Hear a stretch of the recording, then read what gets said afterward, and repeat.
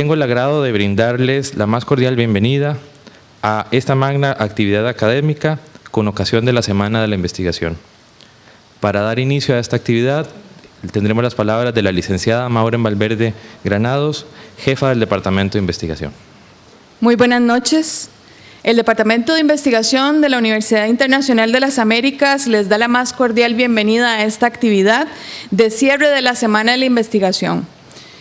Hemos contado en esta semana con diferentes carreras, disciplinas científicas, la presentación de investigaciones tanto de estudiantes como profesores, coordinadores de investigación e incluso directores de carrera. Y también hemos tenido la participación de expertos en diferentes áreas temáticas. Para la universidad es un honor tener la oportunidad de dar a conocer cómo la investigación es un proceso innovador, constante, que promueve y facilita que la comunidad universitaria avance hacia rutas de crecimiento intelectual. Crecimiento también científico, creación e interpretación analítica y ética de la realidad. Por tanto, todos nosotros, autoridades universitarias, direcciones de carrera, profesores, estudiantes e invitados, le damos nuestro aporte a la ciencia y al conocimiento. Somos parte imprescindible de estos procesos, somos gestores de cambio y somos gestores también de evolución. Entonces, los invito cordialmente a que prestemos atención a este importante panel que tenemos el día de hoy y agradecidos de antemano con todos los que han hecho posible que hoy estemos el día de hoy acá y darle las gracias también a los panelistas.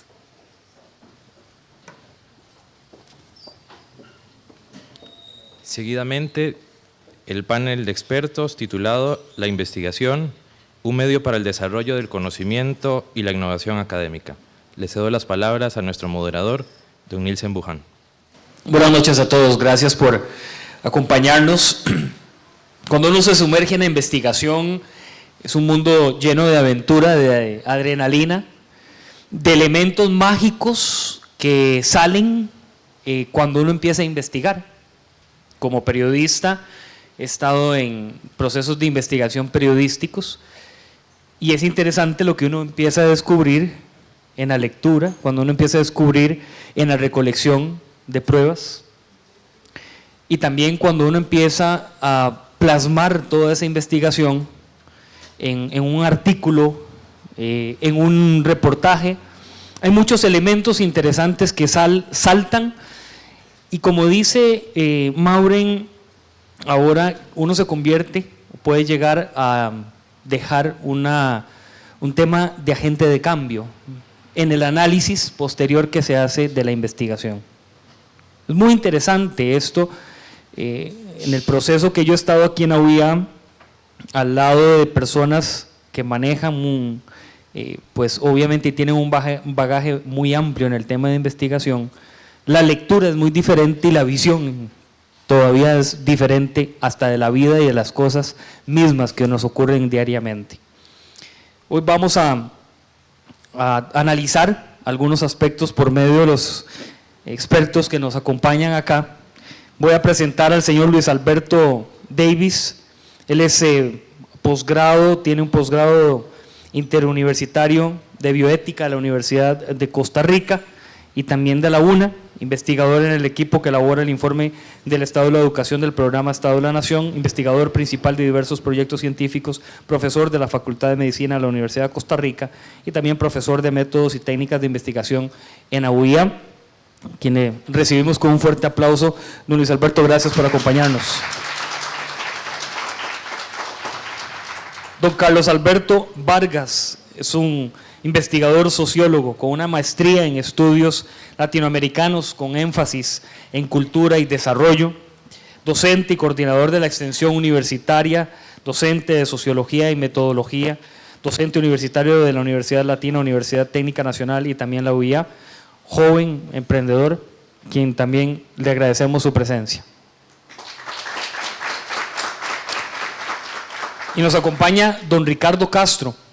Él es un investigador, abogado, notario público, profesor de las cátedras de Derecho Público, Administrativo, Constitucional, Comercial e Internacional de la Facultad de Derecho y en Derecho Laboral de la Universidad de Costa Rica, asistente del presidente de la República, Luis Alberto Monge, jefe de asesoría pública del Ministerio de la Presidencia, director de la asesoría política de la Presidencia y de la fracción política de la Asamblea Legislativa, cónsul honorario de la República de Islandia en Costa Rica. Gracias por acompañarnos, licenciado.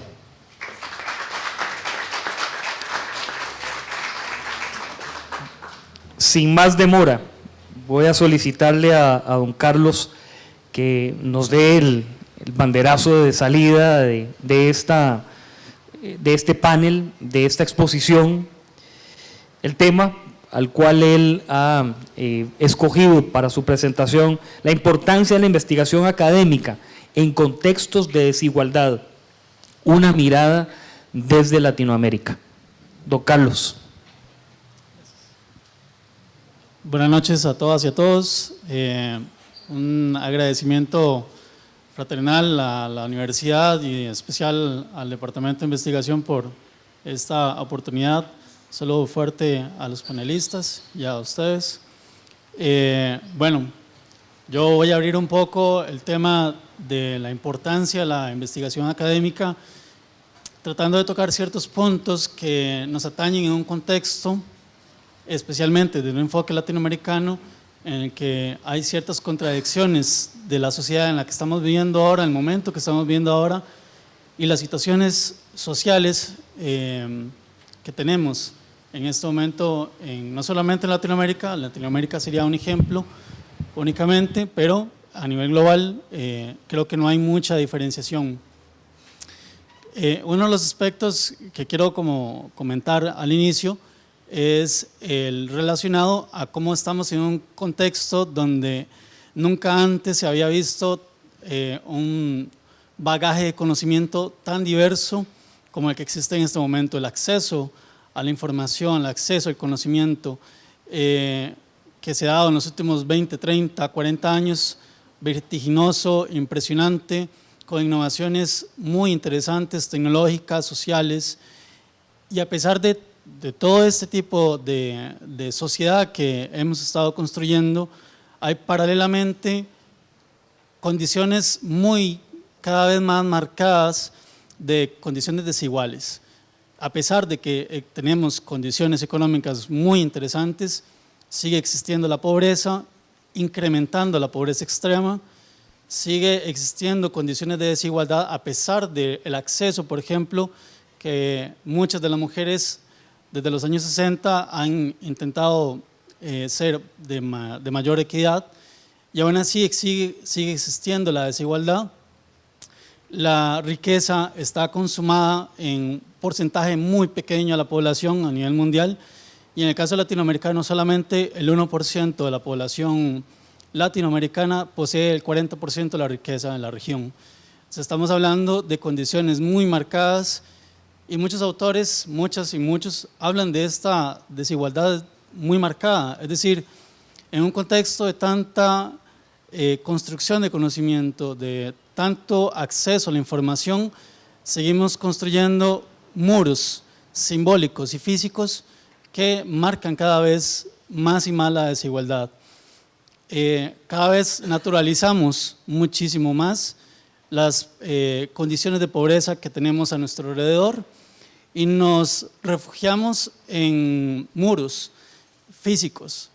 Y voy a dar casos muy específicos a nivel nacional. Cada vez más encontramos condominios, por ejemplo, en el que nos separa de otras personas, de los otros peligrosos que han sido construidos o moldeados, si se quiere, a partir de condiciones totalmente desiguales. Entonces, mucha perspectiva latinoamericana ha cuestionado esto. De una u otra forma, no es secreto tampoco que encontramos en la región latinoamericana procesos que han sido procesos muy de experimentos, ¿verdad?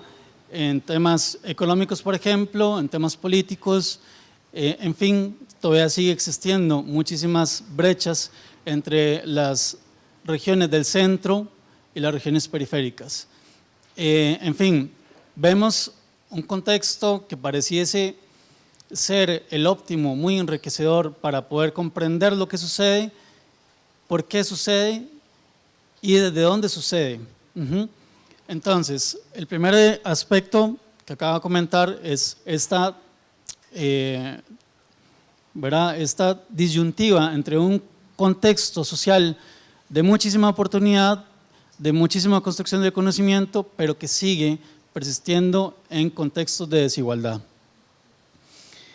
Esto me lleva a el papel del conocimiento. ¿Cómo entonces, desde estas condiciones, con las oportunidades que se tienen, el conocimiento permitiría la transformación de estas realidades? Es decir, tenemos las herramientas, tendríamos o deberíamos de tener las herramientas con una sensibilidad social para que para todas y para todos, en especial para aquellos grupos que han sido marginados, empecemos a entender por qué esa marginación existe y tomar transformaciones que se puedan desde la investigación científica llevar a cabo con un fin óptimo para todas las personas, condiciones ambientales, condiciones de género, condiciones económicas, condiciones políticas que han sido estudiadas tal vez no con la profundidad que se debería, puesto que estas condiciones todavía se mantienen a nivel de desigualdad. ¿Cómo debería o cuál debería ser el papel de las universidades en este momento? Debería ser un papel muy activo, es decir, muchos autores y autoras hablan de un papel en el que el seno de las universidades es el seno del crecimiento de las personas profesionales que actúan diariamente en nuestra sociedad. Y somos muchos y muchas acá, somos privilegiados y privilegiadas. Somos de un porcentaje muy pequeño a nivel regional que ha tenido la oportunidad de estudiar. ¿Y estudiar para qué? Esa es la pregunta que muchos autores se han hecho. ¿Para mantener un sistema desigual? ¿Es para mantener posiciones muy centralizadas del conocimiento, un conocimiento que es más hacia el lado de quienes tienen muchísima más riqueza y una población muy pequeña, o debería ser un conocimiento que debería ser más accesible para la mayoría de las personas? Personas que con condiciones de máxima pobreza no han tenido las oportunidades, el privilegio que sí hemos tenido muchos y muchos acá. Vemos, por ejemplo, poca sensibilización social, poca sensibilización hacia la desigualdad. Nos hemos vuelto muy fríos y muy frías. El armaje tecnológico que hemos construido para mejorar muchísimas cosas también nos ha separado de muchísimas otras. El contacto humano se ha perdido muchísimo y hemos optado por la individualización, la competencia, que si bien es cierto no es del todo mala, muchísimas de estas condiciones, la forma en las que lo estamos viviendo, considero si son muy peligrosas, porque vemos en la otra persona, vemos una competencia acérrima, donde yo tengo que pasar por encima de esa otra persona, demostrar mi condición de superioridad. Y esas condiciones de superioridad son las que marginan condiciones ambientales, son las que marginan a la mujer, son las que marginan económicamente a otras y las que merman las posibilidades de condiciones muchísimo más igualitarias. Voy a cerrar con el papel activo que debería tener entonces la investigación científica con recomendaciones que autores latinoamericanos han promovido. El primero es la sensibilización social, en un sentido de que por más que hablemos de una innovación tecnológica, económica u otro tipo, el bienestar social es el que debería de primar por sobre todo. El segundo aspecto es la comprensión de un para qué y desde dónde. Es decir, estamos construyendo conocimiento que favorece la perspectiva del centro o de la periferia. Y si entonces es desde el centro, ¿por qué y para qué? Es decir, el conocimiento no se construye desde una perspectiva neutral, dicen los autores latinoamericanos, las y los. Hablan de una perspectiva que está puesta hacia la tendencia de algo, y ese algo debería ser la igualdad para todos y para todas. No debería ser para la cúpula, debería ser para las periferias. Si por tanto, entonces, construimos conocimiento muy crítico, construimos conocimiento para la mayoría, las universidades tendrían, por tanto, que ser muy, pero muy activas en la posibilidad de construir una sociedad que vaya cerrando esa brecha, una brecha de poca contradicción entre lo mucho que se está construyendo y la gran desigualdad que tenemos en este momento. Yo diría, ¿verdad?, ya en una posición muy personal, que desde el seno de las universidades son aquellas entes o aquellos entes que deberían de ser los que llevan el bagaje de la transformación, con personas sumamente críticas, activas, con herramientas muy, pero muy de mucha perspicacia social y sobre todo por esa búsqueda de una sociedad muchísimo más equitativa. Entonces, de momento, ese sería mi aporte. Gracias, don Carlos. La ética de la investigación y también el tema de la bioética de la investigación en el tema de la salud. Ese es el título de don Luis Alberto. ¿Es Davis o Davis? Davis. Perfecto. De don Luis Alberto Davis. Gracias. Buenas noches, muchas gracias. Vuelvo a esta universidad después de muchos años. Tengo compañeros conocidos de hace mucho tiempo. Pasé muchos años de mi vida trabajando en esta universidad. Así que es un placer volver por lo menos un ratito a la universidad.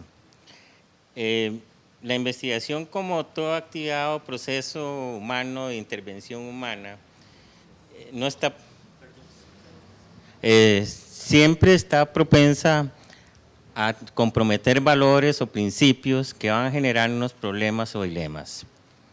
Pero antes de comenzar en esto, hay que hacer una diferencia entre la ética y la moral, conceptos que generalmente nosotros confundimos, o sea, a veces lo usamos como sinónimos.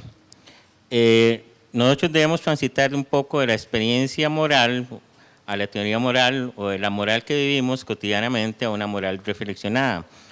En estos términos, la ética se refiere específicamente a una reflexión, a la reflexión que hace la filosofía, es una parte de la filosofía que tiene que ver con la reflexión sobre los principios morales, y a partir de ahí, la ética es como, diríamos, hace referencia al objeto de esta reflexión, y la moral es realmente la práctica de principios, valores que hacemos cotidianamente. Partiendo de lo anterior, toda persona, todo colectivo humano tiene una moral y por lo tanto esa moral es sujeto de una ética. Por lo tanto, eso que decimos, esa persona no tiene ética, no tiene validez, tiene una moral. Traigo a colación para esto el primer libro de la República de Platón, que para algunos se llama el Trasimaco. El Trasimaco es es un texto donde Platón expone la necesidad de la justicia para ordenar las relaciones sociales, y se le conoce como el argumento de la banda de ladrones, es decir, hasta una banda de ladrones tiene un código moral. Y para resumir y no entrar en detalles, y no caer, digamos, la banda de ladrones tiene un conjunto de principios para no caer en la estasis, es decir, o discordia social generalizada. Entonces debe normar las conductas de sus miembros para mantener unas mínimas condiciones de justicia. En otras palabras, los ladrones no se matan entre ellos ni se roban entre ellos, así como si pueden robar a otros y matar a otros. Eso es lo que impone cierto orden. Recordemos un poco la saga de la película del Padrino, con los códigos morales y éticos que tenían. No asesinar a alguien de la familia, Eso es lo otro es un traidor para proteger a su familia y los bienes, tiene que suicidarse como en la antigua Roma. ¿Okay? Bueno, aclarando que los investigadores no somos una banda de ladrones, la ética de la investigación no es una ética para los investigadores, es una ética, y en eso refuerzo las palabras del compañero, es una ética para el resto de la sociedad. O sea, no es para regular nuestras relaciones como investigadores, es para regularnos respecto a la sociedad. Dicho esto, la investigación como tal aplica un conjunto de métodos y técnicas destinados a indagar sobre algún tema, generar nuevo conocimiento. Y esto presupone una reflexión sobre los principios morales que se ven comprometidos o involucrados, ya sea en el diseño, en la recopilación, en el análisis, en la divulgación de los resultados, aparte de la responsabilidad por las consecuencias derivadas de los mismos procesos de investigación. Esto me trae a colación, por ejemplo, la gente que trabaja en este momento con ADN recombinante, trabaja con virus y bacterias, y que en cualquier momento, por alguna cuestión de no manejar las normas de seguridad, puede dejar escapar alguno de esos experimentos. Ese es el principio de responsabilidad. La investigación también abarca un abanico de posibilidades. La investigación en ciencias básicas, en biología, en física, en química, la investigación en ciencias sociales, de la cual ha hablado muy bien el compañero, y la investigación en salud. Este es en particular algo que sí atañe bastante, porque cuando hablamos de investigación en salud, generalmente estamos hablando de trabajar con personas, con seres humanos, y esto es uno de los aspectos más delicados que existe. ¿Qué es la investigación en salud? Bueno, ateniéndonos un poco a lo que dice la ley 9234, que es la ley de investigación biomédica que actualmente tenemos en el país, y que ellos, la misma ley lo identifica como investigación biomédica, aunque en pautas internacionales como la de Sion se trabaja con investigación en salud. Bueno, en esta ley se dice que es toda investigación o toda actividad diseñada para desarrollar y contribuir al conocimiento generalizable en materia de salud en seres humanos, que puede ser observacional o experimental, clínica o intervencional. Y para efectos de esta ley se hace referencia a investigación, se entenderá como investigación biomédica con seres humanos en materia de salud. Para el caso de Sion, la investigación en salud trabaja con 4 dimensiones. Estudios observacionales, en los cuales nosotros no tenemos ninguna intervención, sino que observamos una realidad, tratamos de describir esa realidad, por ejemplo, los estudios de casos, los estudios de cohortes, los ensayos clínicos, que eso es lo más delicado que puede existir, porque ahí estamos haciendo ensayos clínicos con personas que están participando en nuestras investigaciones, los biobancos, que son todos aquellos lugares donde se almacenan, digamos, material biológico humano, como por ejemplo tejidos, fluidos, etcétera, y que entonces estos son materiales que pertenecen a cada sujeto. Es decir, sobre ellos hay una serie de principios éticos que hay que cumplir, aunque sean simplemente materiales que en algunos casos alguien podría pensar que son de desecho, por ejemplo, una serie de muestras de sangre que quedaron por ahí y que podemos utilizarlas. No es tan fácil utilizar esas muestras. Y por último, los estudios epidemiológicos, que lo que tratan de ver la incidencia, la prevalencia de algún problema de salud o de alguna característica de la salud de las poblaciones.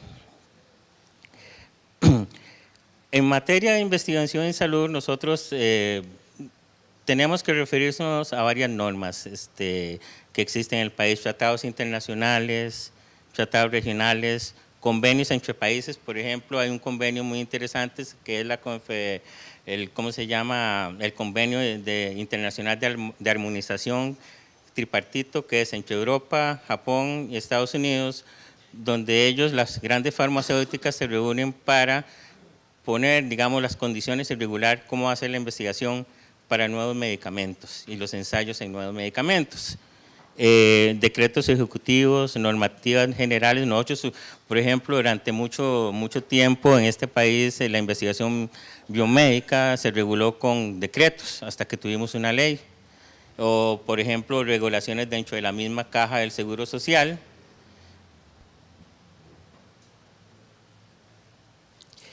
Hay 4 normativas que son de referencia para toda investigación en salud. Primero, el Código de Nuremberg. El Código de Nuremberg se derivó del juicio de Nuremberg en 1948, después de lo que pasó en los campos de concentración nazi. Su principal aporte del Código de Nuremberg fue proponer que las personas que participaran en investigaciones en salud debían ser voluntarias. ¿Okay? Posteriormente, llega otra normativa en el año 64, que se llama Helsinki, se conoce como Helsinki, de la Asociación Médica Mundial, y que propone los comités, digamos, de investigación, los consejos éticos de investigación. Y el que propone, muy interesante, habla ya del consentimiento informado.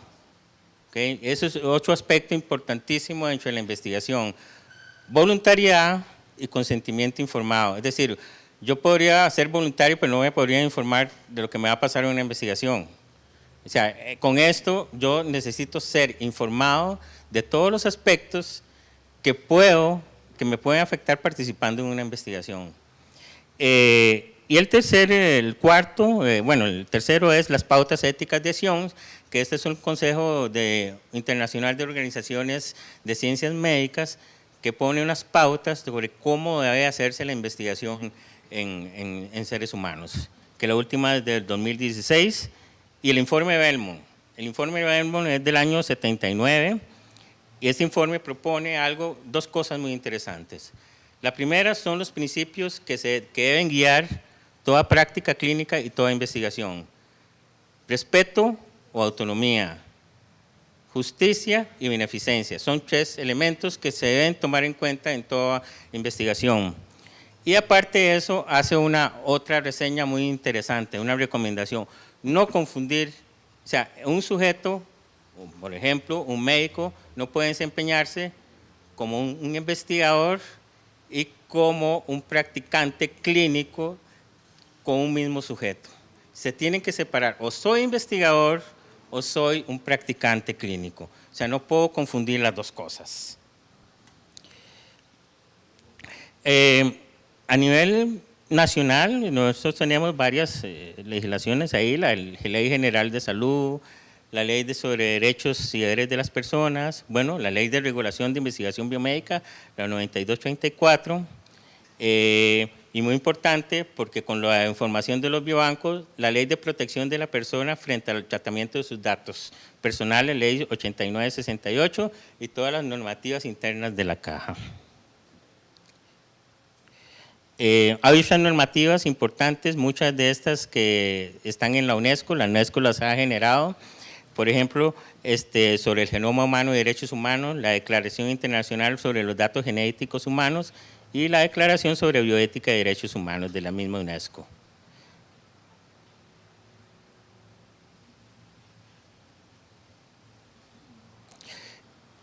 Tenemos que también recordar que los ensayos clínicos tienen 4 fases y con eso también hay que explicar una serie de principios muy fuertes. En la primera fase, cuando ya ha pasado la etapa de investigación básica que se hace en animales, estamos hablando de investigación con medicamentos, cuando ya ha pasado la etapa de investigación básica y cuando ya podemos aplicar ese medicamento en pruebas en seres humanos, la primera fase es con pocas personas que son saludables. ¿Okay? La segunda fase ya se hace con un conjunto de personas que padecen la enfermedad que se supone va a curar o va a tratar este medicamento. La tercera fase es cuando ya se hace un grupo más grande, y la cuarta fase es la que generalmente ya estamos todos metidos, que es cuando compramos los medicamentos, y que se supone que cuando nos pasa algo con algún medicamento, nosotros deberíamos llegar donde el médico y decirle, bueno, me salió un salpullido, y el médico tiene que reportarlo porque eso tiene que ir a la agencia o a la empresa o a la marca que fabricó el medicamento para que vaya anotando todos esos efectos adversos. Nosotros todos estamos participando en fase 4 de los medicamentos.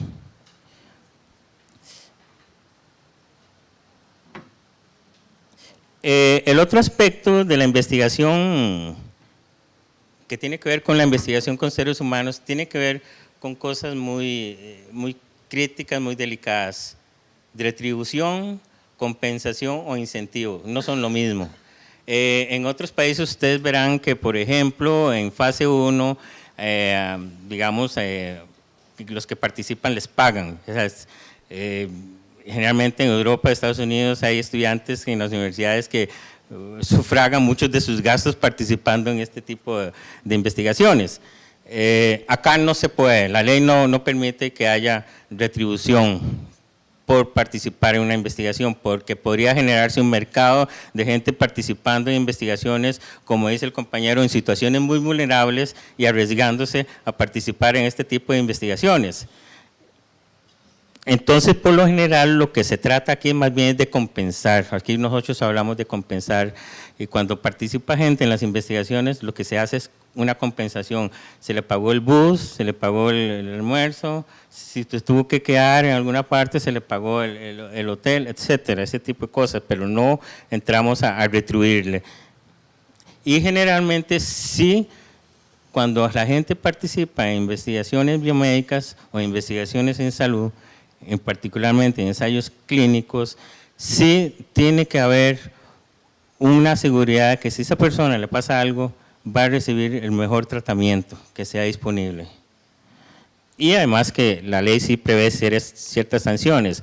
Ahora, nosotros en el país, es muy interesante este país porque nosotros en 72, desde el 1972 tenemos un decreto que regula la investigación biomédica. Y fíjense, yo les acabo de decir que en Belmont, que fue hecho en Estados Unidos, que fue una conferencia para regular la investigación biomédica, fue el 79, imagínense, nosotros desde el 72 tenemos ya un antecedente, un precedente en la investigación. Y hasta del 72 hasta el 2014, que fue cuando se creó, digamos, ¿cómo se llama? La ley, se instaló la ley. Para finalizar, traigo a colación un principio de Immanuel Kant, filósofo alemán del siglo XVIII. Tratar a las personas como fines y no como medios. Ese es como el principio esencial. O sea, que todo lo que hacemos tenga como fin las personas, y las personas sean un fin en sí mismo y no utilizarlas como medio. Recomiendo una película sobre todo lo que uno no debe hacer en investigación biomédica, todo sobre las malas prácticas, que se llama El jardinero fiel, de Ralph Fiennes y Raquel Weiss. Véanla, por favor, porque ahí está todo lo que uno no debe hacer en una investigación. Otros principios para finalizar, aparte ya lo que hablamos, autonomía, beneficencia, hay uno más, no maleficencia, porque también uno podría intentar hacer experimentos, pero que provoquen daño. Por ejemplo, a alguien se le puede ocurrir que en esta sala experimentemos hasta qué nivel de temperatura nos vamos a morir. Ese es absolutamente un experimento no viable porque tiene el fin de maleficencia, de provocar un mal.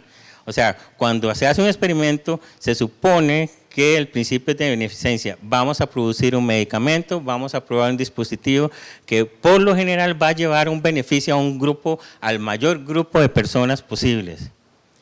El otro es el principio de equidad, es decir, que las poblaciones, como decía el compañero, poblaciones vulnerables, no sean sujetos a este tipo de investigaciones. En esa película que les estaba mencionando, las investigaciones que hace una compañía británica se hacen en un país como africano, que obviamente donde hay estados fallidos, no hay regulaciones, etc. El principio de responsabilidad, es decir, que de lo que estamos haciendo ahora, de lo que estamos investigando, va a tener repercusiones e impactos en las generaciones futuras. El principio de seguridad, el principio de precaución, que es muy importante para la gente que trabaja con, digamos, con virus, con bacterias, o sea, y el principio de seguridad son muy importantes. Y por último, un principio de participación ciudadana. La gente tiene que también estar integrada, participar. Además, de hecho, en los consejos éticos científicos se supone que debe existir una persona lega o lego de la comunidad que participe dentro de los comités éticos científicos para que aporte su punto de vista. Este sería. Muchas gracias. Gracias, don Luis. El siguiente tema lo hubiésemos traído antes de las votaciones, pero bueno, llegamos después. No importa, nos va a tocar un análisis para 4 años después. Me parece excelente. Así tenemos otra visión.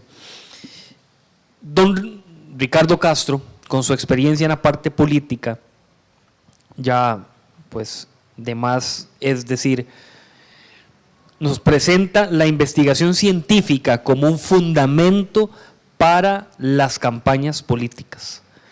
Gusto saludarlo, don Ricardo. Muchas gracias. Yo me voy a poner de pie porque soy muy chiquitillo y ahí no me van a ver.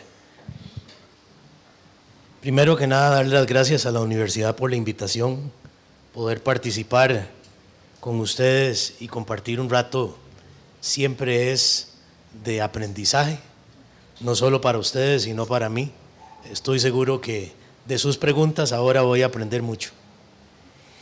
No voy a referirme a muchos conceptos teóricos, porque me parece que mis dos antecesores, los expositores, lo han hecho en forma magistral. Cuando nosotros pensamos en una campaña electoral, lo primero que tenemos que saber es qué es lo que queremos. Y ahí partimos del principio ético y básico de qué clase de sociedad queremos, qué clase de individuo queremos que integre esa sociedad. Y para eso hacemos una primera investigación, una investigación con el mayor número posible de ciudadanos que viven en un determinado territorio. Ustedes dirán, Costa Rica, posiblemente es una primera aproximación correcta, pero voy más allá. ¿Existe una Costa Rica o existen varias Costa Ricas? ¿Qué me dicen ustedes? Levanten la mano los que creen que hay una. Los que creen que hay más de una. Evidentemente estamos todos de acuerdo en que hay más de una Costa Rica. Entonces, si yo quiero hacer una propuesta de investigación, tengo que dirigirme a las diferentes Costa Ricas y preguntarles.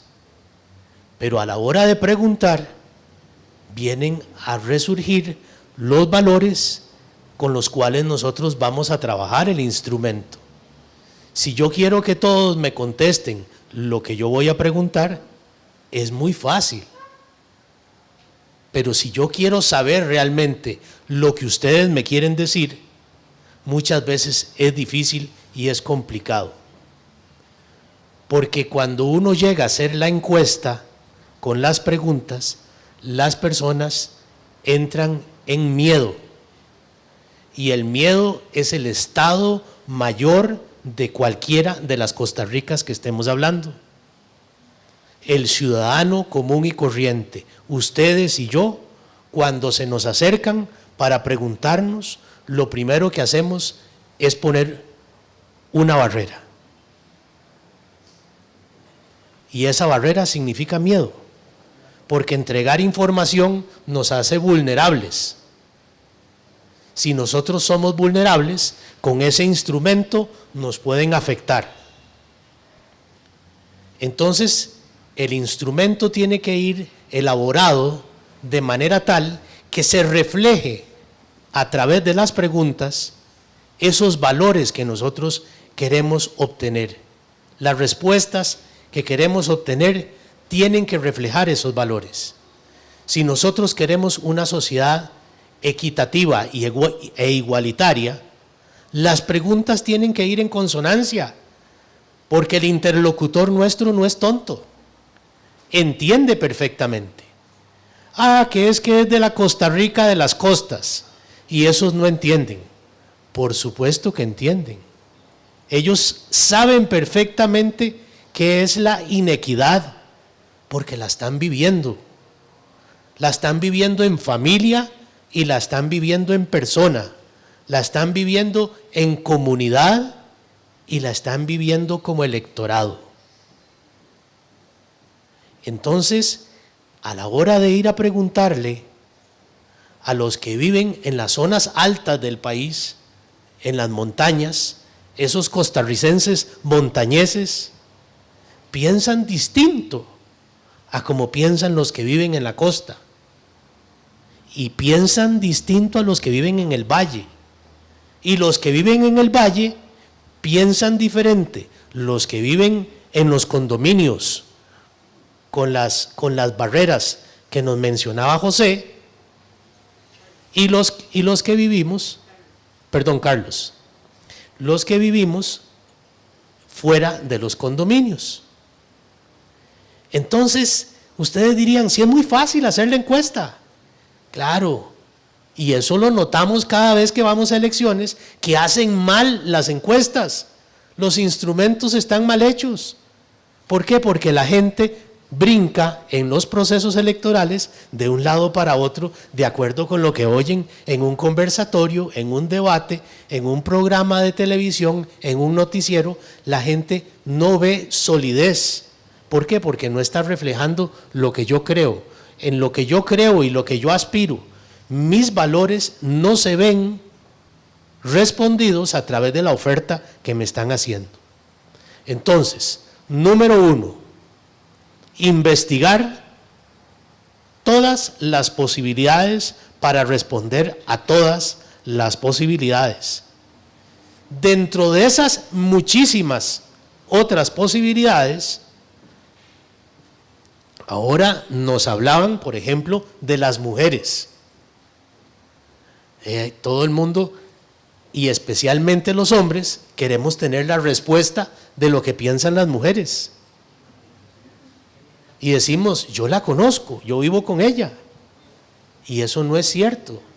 Hay que investigar lo que ellas quieren y cuáles son los principios y las luchas que ellas están dando.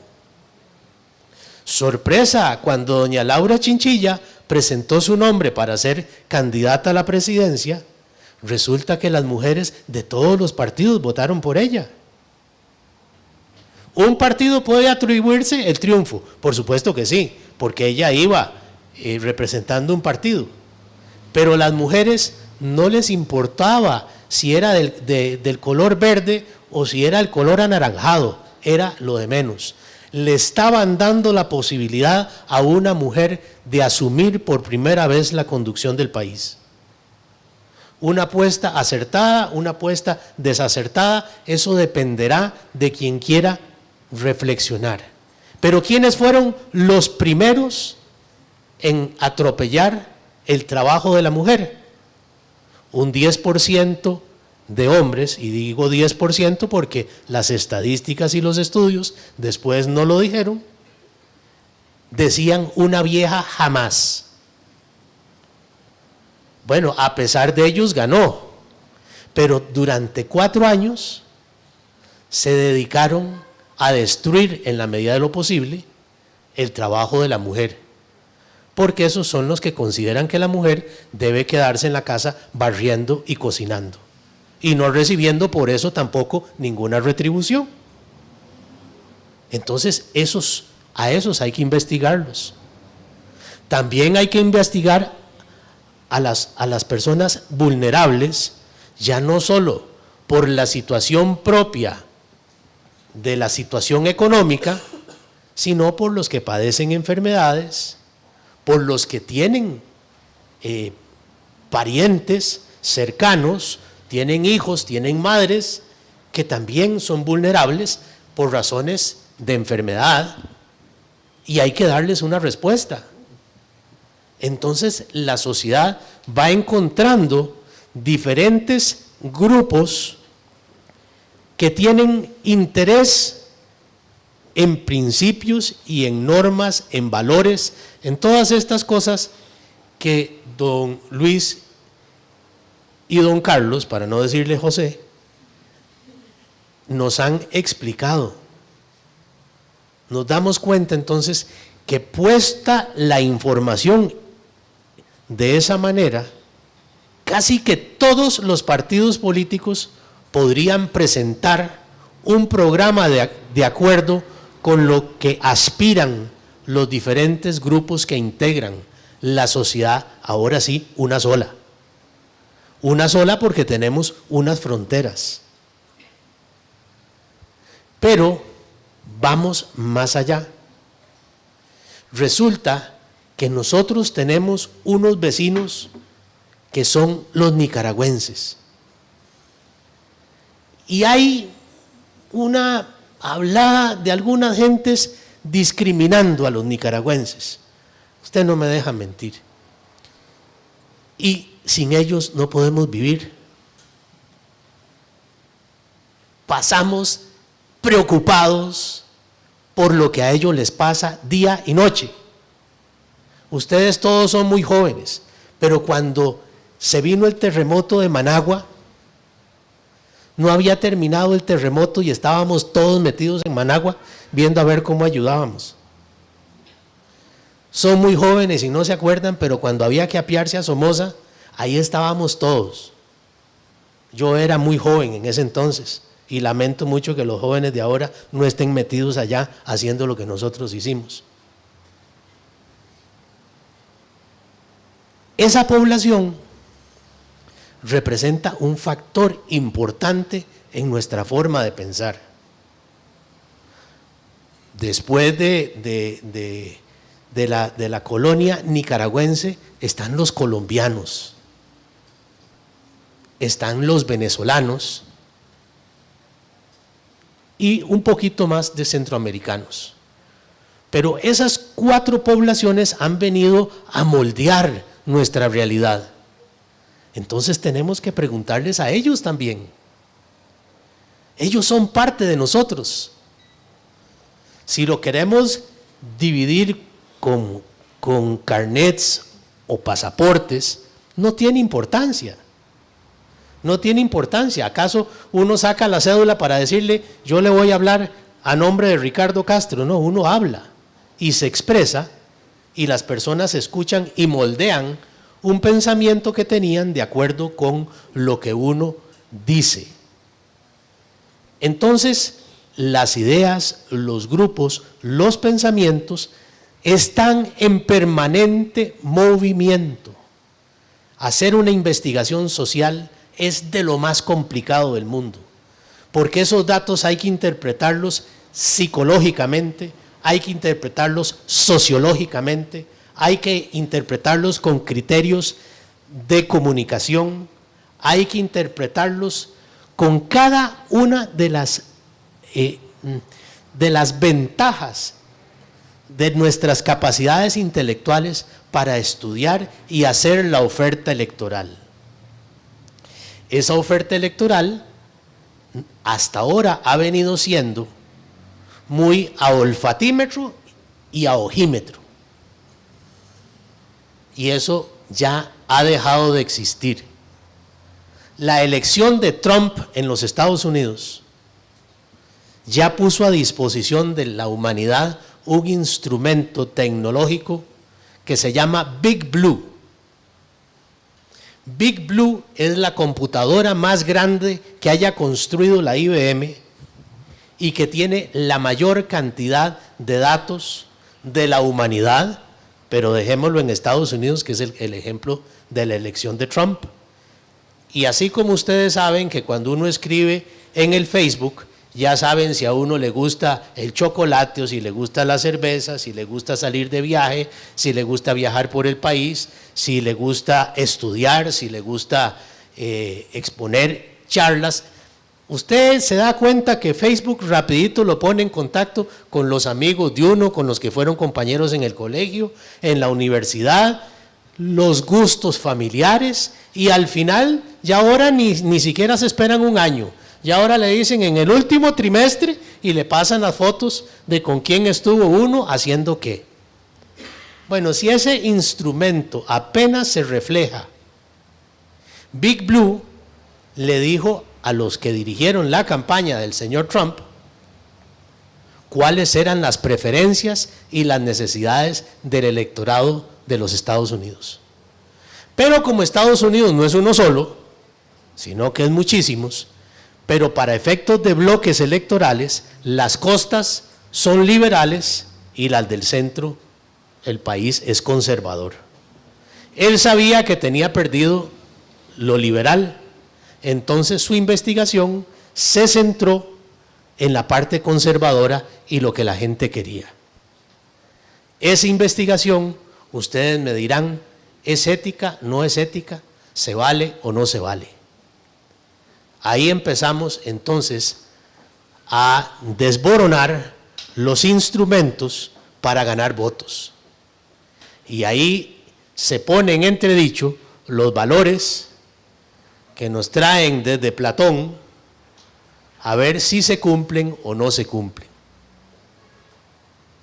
A ver si cuando yo exacerbo a un electorado contra alguien de determinada religión o contra alguien de determinada preferencia sexual, si estoy haciendo lo correcto.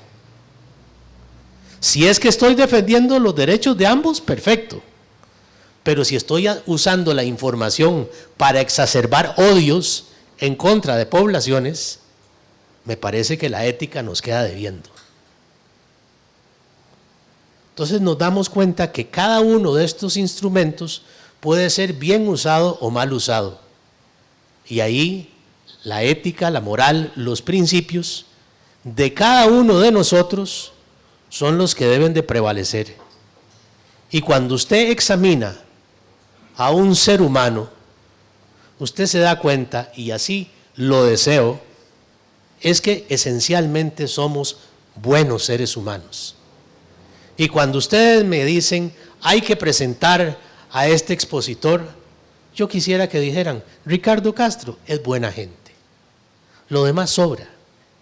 Con todo respeto, hace mucho que soy abogado. Qué pereza, ya no ejerzo.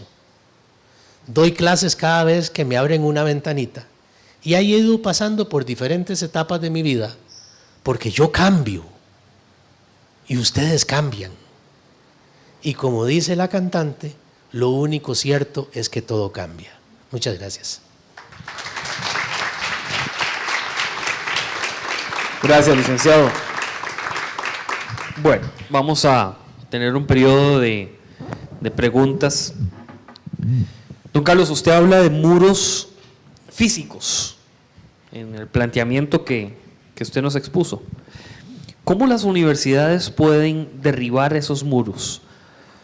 ¿Cómo usted imagina que la parte académica en una universidad puede llegar a sobrepasar esos muros? Gracias por la pregunta. Creo que la noción del modelo de desarrollo que se ha venido ejecutando nos ha robado muchísimo de los aspectos que, sin vender una idea de que el pasado fue lo más bonito, lo más bello, sí permitía el pasado, haciendo un análisis comparativo de lo que algo tan sencillo como lo que son los puntos de encuentro, lo que nos une como comunidad, se han perdido. Entonces, por ejemplo, dentro de mi maestría hice una investigación de cómo la transformación espacial, la construcción de espacios o la pérdida de espacios verdes, etcétera, han modificado las dinámicas sociales. Una frase que me quedó muy marcada fue cuando entrevisté a un adolescente y le preguntaba cómo ligaba, ¿verdad? Cómo hacer esto de conquistar, ¿verdad? Porque entrevisté a varias generaciones y la generación más antigua pues iba alrededor de la iglesia y se sentaba en el muro, y luego ya cuando conquistaba entonces iba a otra parte de la comunidad. El muchacho me comentó que lo que hacía era ir a McDonald's, Entonces el punto de encuentro ya no es comunal, el punto de encuentro ya no es propio, identitario, sino es trasladado hacia otro espacio, y hay muchísimos argumentos para poder justificar, entender, transformar este tipo de aspectos. Yo siento que las universidades tienen la capacidad de hacer este análisis profundo de cuáles son las cuestiones que, como decían los compañeros, estamos construyendo como sociedad. Y aquí los profesionales tendrían esa labor de entender con herramientas críticas cómo transformar lo que estamos generando en este momento. Las generaciones actuales son generaciones, como digo, en cierto modo, generaciones con miedo, generaciones con distancias, generaciones que han olvidado muchísimos procesos que nos hacían comunidad. Una comunidad, como decía don Ricardo, una comunidad que, sin importar las distancias, ayuda al otro o a la otra, ¿verdad? Como en el caso de Nicaragua. Ahora vemos a alguien en el piso y lo obviamos, lo naturalizamos a tal punto que hemos visto gente pidiendo comida, gente pidiendo limosna, etcétera. O sea, ese gusanillo, por decirlo de alguna forma, de entender lo que está sucediendo, debería salir desde las universidades, desde una formación muy crítica, que si bien es cierto, tienen un rol específico dentro de la sociedad, porque puede ser cualquier carrera, esa carrera debería tener las herramientas necesarias para esa transformación. Gracias, don Carlos. Don Luis, ahí está su micrófono. ¿Usted considera que existe ética en investigación en salud en el país? Sí, claro, sí existe ética en investigación en salud. Y perdón que le interrumpa, y nos puede dar ejemplos vivos en los cuales nosotros podemos dar seguimiento también. Ok, básicamente la investigación en salud en el país está absolutamente, primero está regulada por la ley, segundo está regulada por una serie de mecanismos. Si alguien, o sea, en toda universidad, en toda instancia de investigación tiene que haber un consejo ético científico que tiene que garantizar los principios éticos de toda investigación. El otro nivel es el Consejo Nacional de Investigación en Salud, que tiene que a su vez regular y supervisar los consejos éticos científicos. Además, se supone que en los programas de todas las carreras, particularmente en las carreras de salud, debería haber por lo menos un curso de bioética donde enseñe los principios éticos de la investigación. ¿Okay? Principalmente, eso no excluye que otros, como ahora estamos, y ya lo mencionaban los dos compañeros, estamos en un proceso donde una disciplina ya no puede sola atender un problema, sino que estamos apostando a la transdisciplinariedad. Entonces vemos que hay otras disciplinas que de repente se vuelven pertinentes para la bioética. Por ejemplo, pongo el caso de la mecánica, la ingeniería mecánica, desarrollando aparatos biomecánicos que son instalados en un sujeto. Entonces, la informática, que obviamente antes uno no se imaginaba que tiene que ver con la bioética, ahora sí tiene que ver con la bioética porque está manejando datos, y como lo mencionaba el compañero Ricardo, que es muy interesante esto que está pasando en este momento, que ya nadie tiene privacidad. O sea, la anterior actividad hablaba de la huella ecológica, nosotros hablamos de la huella digital, porque usted está dejando, cada vez que usted usa la computadora, deja una huella digital, y con estos grandes programas, como Cambridge Consulting, que por cierto desapareció después del escándalo, porque hay una serie de demandas de gente que, o sea, sencillamente le atacaban a uno el Facebook, le mandaban un mensaje que a las 2 horas desaparecía, por lo tanto uno ni siquiera podía probar que le mandaron el mensaje. Entonces, o sea, ahí tenemos que ver también con la ética. O sea, cosas tan lejanas que parecían anteriormente, a uno le parecían, porque la bioética es una disciplina que nació muy ligada a las ciencias médicas y a las ciencias de la salud, pero que se ha ido extendiendo a otros campos, como el ambiente, como el desarrollo tecnológico, como el bienestar animal, etcétera. Entonces, en este momento, sí, yo puedo asegurar que por lo menos existen los mecanismos para poder tener ética en la investigación. ¿Que se saltan? Claro que sí se saltan. O sea, nosotros hay una investigación que se estaba planteando en el CONIS, que era hacer una intervención en los ojos para cambiarle con un láser el color del iris, ¿ok? Pero resulta que usted puede quedar con un ojo azul y el otro café, y no hay reversa.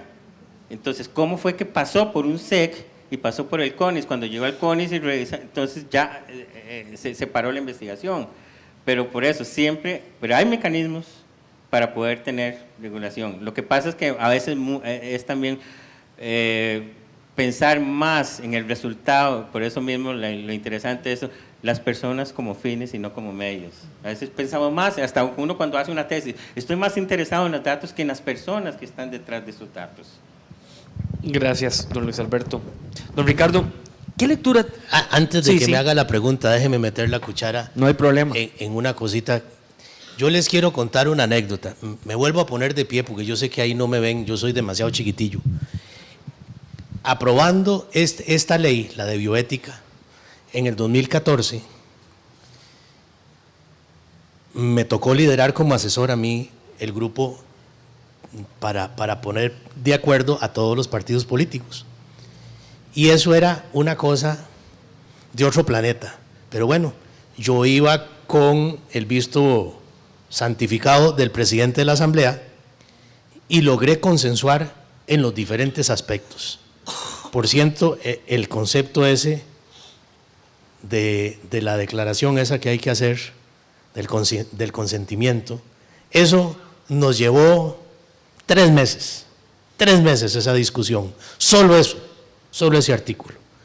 El proyecto, liderado por una diputada que era profesora en la Universidad de Costa Rica, conocedora, ella lideró en muchísimo el proyecto, y resulta que llegamos como a la reunión final, y entonces yo obviamente tenía que dar el informe, estando las señoras y los señores diputados presentes, de que habíamos alcanzado un acuerdo.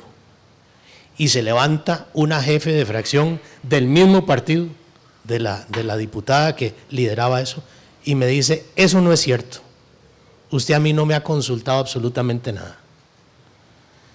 Yo me quedé frío y le dije, diputada, usted fue la primera en ser consultada. Y me dice, no es cierto lo que usted dice. Evidentemente ahí se acabó la reunión y al levantarnos, ya todo el mundo se fue, se acerca y me dice, mire, yo tenía que decir eso porque nosotros internamente no nos hemos puesto de acuerdo. Si ustedes me dicen que ahí no hubo una falta de ética, pero bueno, dichosamente el proyecto salió adelante y ahí tienen la ley. Pero me acordé, usted hablaba de eso y me acordé y quise compartirlo con ustedes, porque una cosa es lo que dicen y otra cosa es lo que sucede en la práctica. Ya usted en pie ahí, no se preocupe, no se siente. No, si usted me tiene maltratado, fue el único que no le dijo joven. No, todos somos jóvenes. Yo por lo menos sí. Por dentro y por fuera. Mire, ya que usted tiene una lectura política muy aguda, ¿nos puede decir qué le parecieron las encuestas recientes?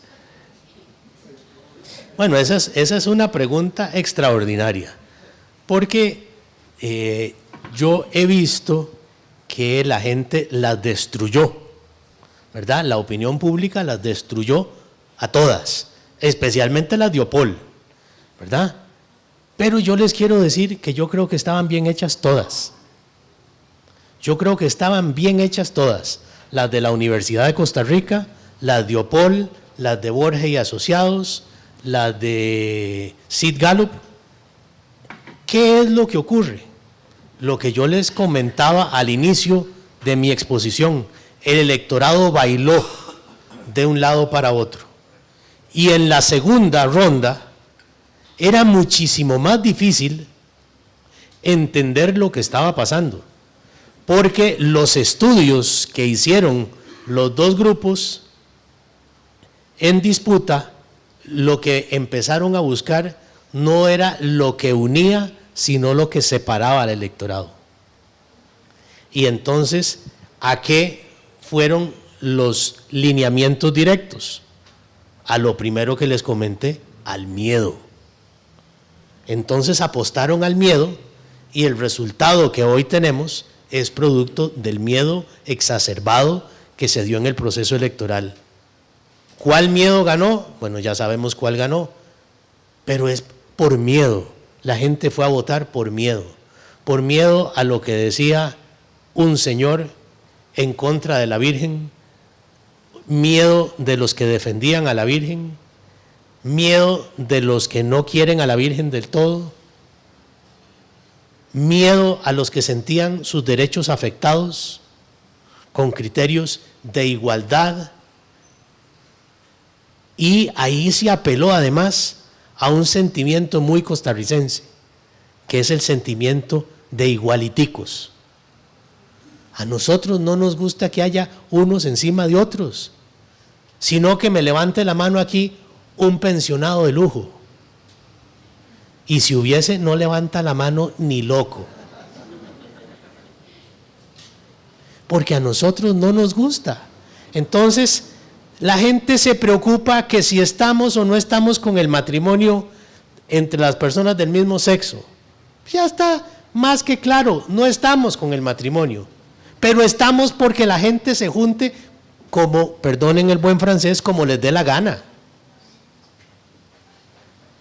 No es problema nuestro si son o no son del mismo sexo, si les gusta o no les gusta, cualquier cosa. Nosotros apostamos a que la gente es libre de decidir lo que quiera. Entonces hay un inconveniente con el término matrimonio, pero eso se hace a un lado y la gente sigue creyendo que cada quien haga lo que le parezca con su vida. Y eso es un principio muy arraigado en los costarricenses.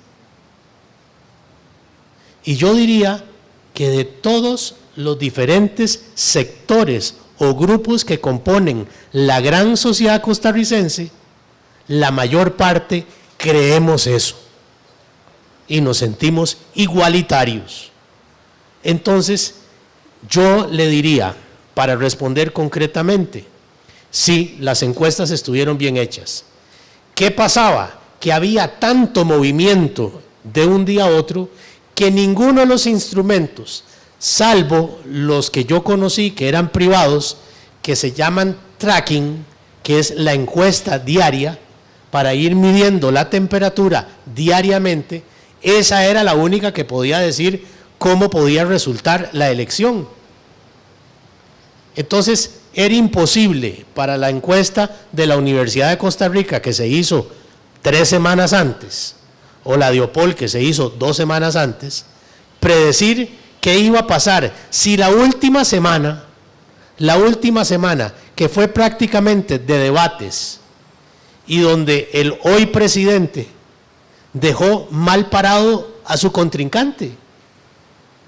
Era, si queremos verlo en términos de los chiquillos, perdonen, pero la palabra es exacta, era una gorriada. Entonces, cada vez que alguien hacía un planteamiento y el otro no sabía ni qué responder, era muy desigual y era muy obvio para dónde iba a caminar el electorado. Pero ya ahí estoy haciendo una apuesta porque yo tengo la información, pero le reitero, estaban bien hechas las encuestas. Gracias, don Ricardo. Muy amable. ¿Alguno de ustedes con una pregunta? Voy a abrir el periodo de preguntas únicamente para no extendernos en el tiempo de agenda. Ya son las 9 de la noche, está lloviendo, viernes, y nos espera también un banquete especial, entonces no queremos extendernos. Si tienen una pregunta, que puedan levantar su mano, y si no, les damos un fuerte aplauso a los señores expositores de esta noche, don Carlos Vargas, don Luis Alberto Davis y don Ricardo Castro. Gracias, señores, por ponernos en perspectiva realmente el tema de la investigación. Todavía no se vayan, ¿verdad? Es que veo como algunos como recogiendo las cosas y ya saliendo corriendo. De por sí está lloviendo. Y el que no trajo paraguas se tiene que quedar aquí. No pasa nada. ¿Verdad? Escampa como hasta la medianoche. Gracias. Los dejo con el señor Alejandro Monge. Gracias, don Nilsen. Seguidamente, el señor Edwin Salas hará entrega de los certificados de participación a los señores panelistas.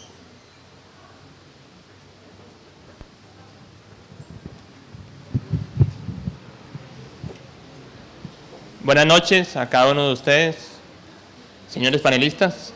Temas muy interesantes a tratar.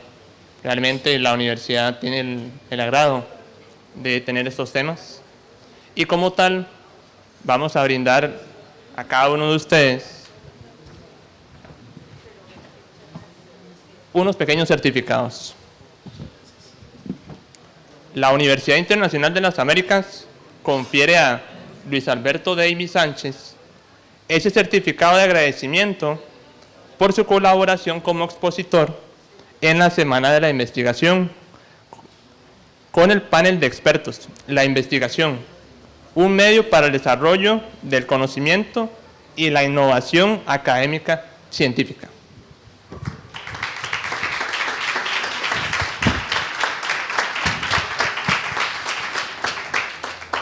Asimismo, la Universidad Internacional de las Américas confiere a Carlos Alberto Vargas Loaiziga ese certificado de agradecimiento por su colaboración como expositor en la Semana de la Investigación con el panel de expertos. La investigación, un medio para el desarrollo del conocimiento y la innovación académica científica.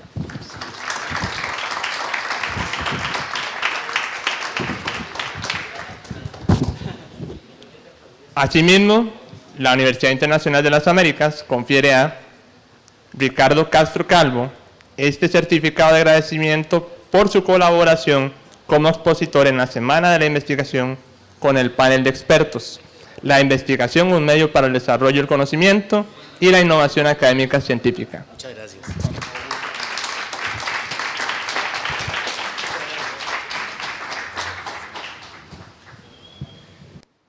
Con ocasión de la Semana de la Investigación, la Universidad Internacional de las Américas y el Departamento de Investigación brindarán unos reconocimientos a aquellas personas que con su trabajo se han destacado por su aporte e impulso a la investigación. Llamo a la licenciada Adriana Orellana para que se acerque. Buenas noches. Primero vamos a iniciar con la entrega de certificados a estudiantes que han publicado en nuestra revista Pro Veritatem.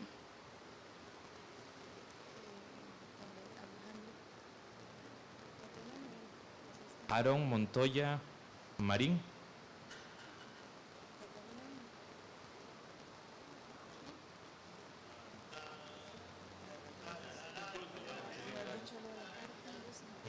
La Universidad Internacional de las Américas confiere a Aaron Montoya Marín este reconocimiento de su proyecto de investigación científica y aportes a la carrera de medicina y cirugía con su publicación Helicobacter pylori, patologías relacionadas y conducta terapéutica. Un fuerte aplauso.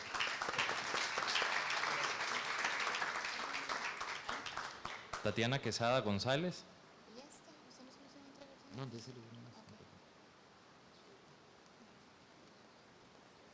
Tatiana no está. Dian Alfaro Monge.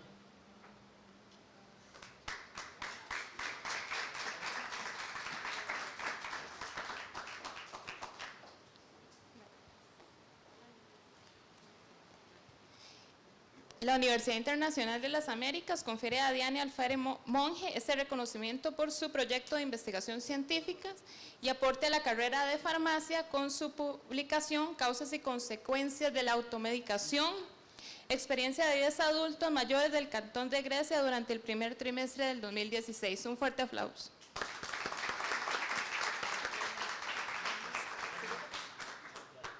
Hazel Morales Matamoros.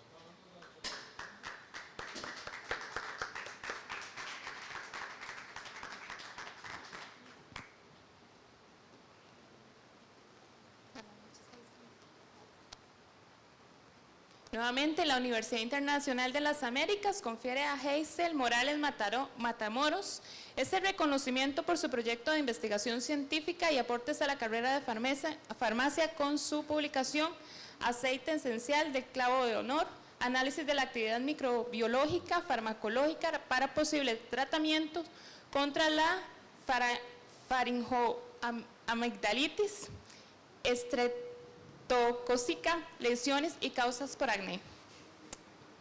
Un aplauso, por favor.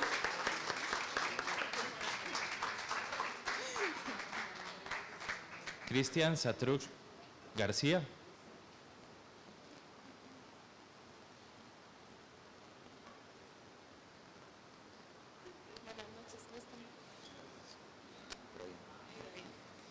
La Universidad Internacional de las Américas confiere a Cristian Satruch García ese reconocimiento por su proyecto de investigación científica y aportes a la carrera de farmacia. Lo hizo en conjunto con doña Hazel. Aceite esencial de clavo de olor fue el artículo que publicó. Muchas felicidades, Cristian.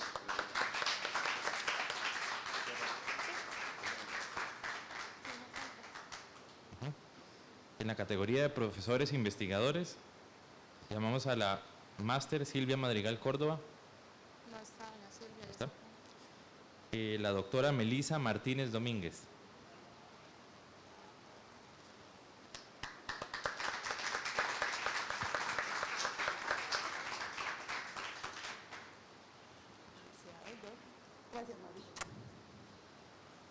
La Universidad Internacional de las Américas confiere a Melisa Martínez Domínguez este reconocimiento por sus aportes a la investigación científica y desarrollo académico como docente de la carrera de farmacia con su publicación Aceite esencial del clavo de olor, análisis de la actividad microbiológica y farmacológica para el posible tratamiento contra la faringoamigdalitis estreptocócica y lesiones causadas por el acné.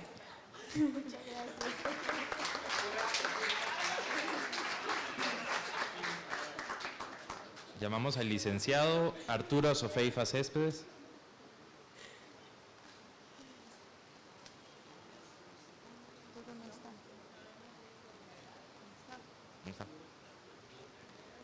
En la categoría Coordinadores de Investigación, llamamos al licenciado Adam Amey Williams. Los reconocimientos.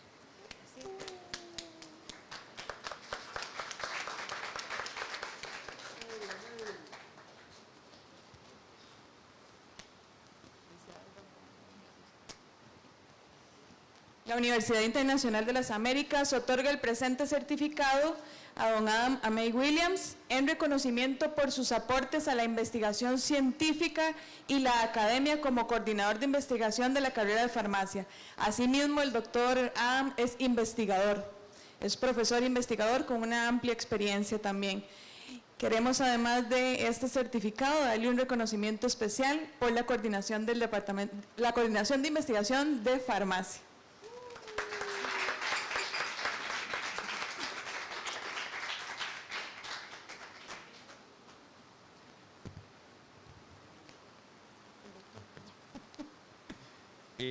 Llamamos al doctor Honorio Pérez Martínez.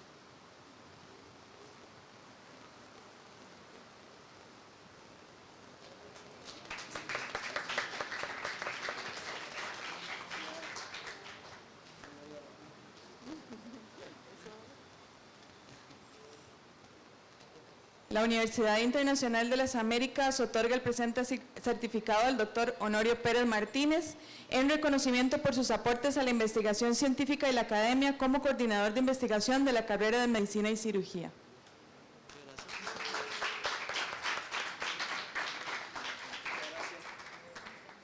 Asimismo, tal vez vamos a leerlo. Voy a leer el reconocimiento para los coordinadores de investigación. Dice, por su loable trabajo como coordinador de investigación en la carrera de Medicina y Cirugía y don Adam en la carrera de Farmacia. Les damos un fuerte aplauso.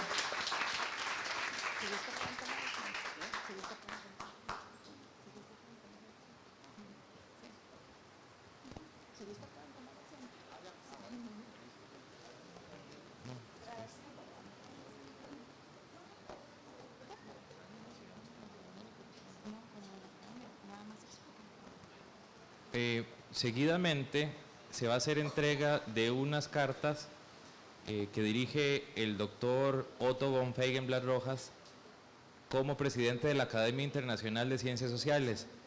Todas las personas que hoy recibieron un reconocimiento fueron nominadas y han sido aceptadas para formar parte de la Academia Internacional de Ciencias Sociales.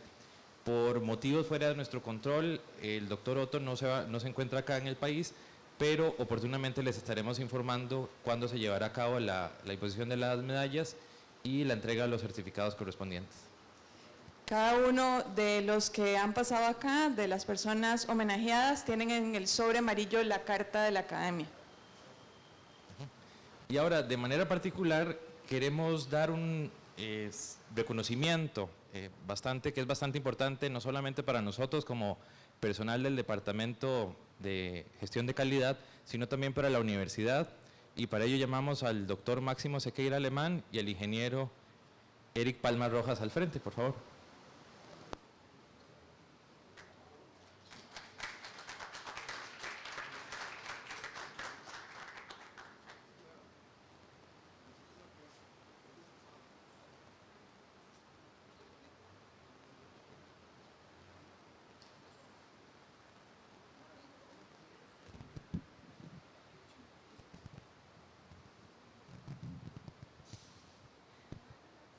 Hace mucho tiempo ya que conozco a don Eric Palma, creemos en la universidad que fuimos muy afortunados de que él formara parte de nuestro equipo.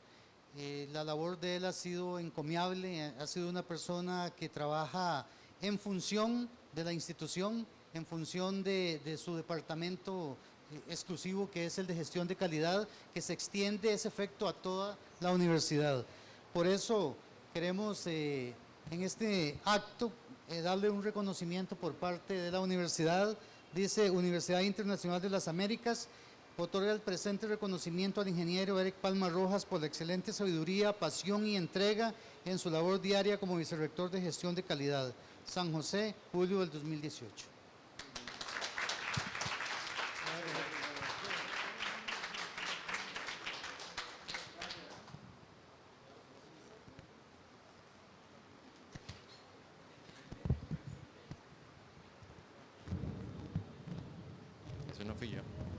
Eso no fui yo. Seguidamente, las palabras de cierre a cargo de la licenciada Adriana Orellana. Sí. Orellana, editora de las revistas de la Universidad Internacional de las Américas.